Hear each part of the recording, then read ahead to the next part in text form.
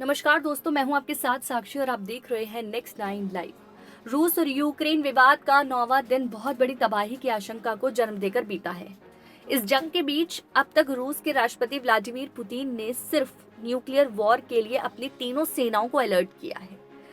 लेकिन शुक्रवार रात यूक्रेन में रूस के हमले के बीच एक ऐसा परमाणु युद्ध छेड़ने की आशंका पैदा हो गई जहां 100 से 150 मीटर की दूरी पर अगर रूस का बम या मिसाइल गिर जाता है तो लाखों लोगों के जीवन पर संकट आ जाता है।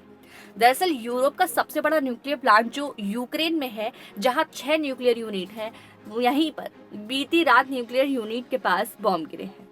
आखिर पुतिन की सेना यहां बम क्यों गिरा रही थी? क्या यूक्रेन समेत पूरे यूरोप में परमाणु रेडिएशन का खतरा फैलाना था? ये बहुत सारे सवाल हैं जिन्हें आपको जानना बहुत ही जरूरी है। पुतिन के देश की राजधानी मॉस्को से 1000 किमी दूर राष्ट्रपति जेलेंस्की के देश यूक्रेन का एक बेहद अहम हिस्सा ज़ैपोरिज़िया, जहां गुरुवार दिन में बढ़ते रूस के इन टैंकों को देखकर ही एक दुनिया में खुद को सुपर पावर समझने वाले देश अमेरिका से लेकर बहुत सारे मुल्कों के मुखिया की बेचैनी बढ़ने लगी थी। अमेरिका की राजधानी वॉशिंगटन से 8,371 किमी दूर यूक्रेन के ज़ैपोरिज़िया में देर रात की खबर ने राष्ट्रपति जो बाइडेन को चिंता में डाल दिया था। दक्षिणी यूक्रेन की वो जगह जहां रूस की तरफ से 24 तारीख को युद्ध शुरू किए जाने के बावजूद सब कुछ शांत नजर आता दिखा, लेकिन रूस को दुनिया के नक्शे में अपने नक्शे कदम पर लाने के लिए जुटी रूसी सेना के हमले के दौरान दुनिया के कई देशों की दुखी राजधानी कीव दूसरे बड़े शहर खार्किव से ज्यादा उस जगह के लिए बंदी थी जिसका नाम ज़ैपोरिज़िया है।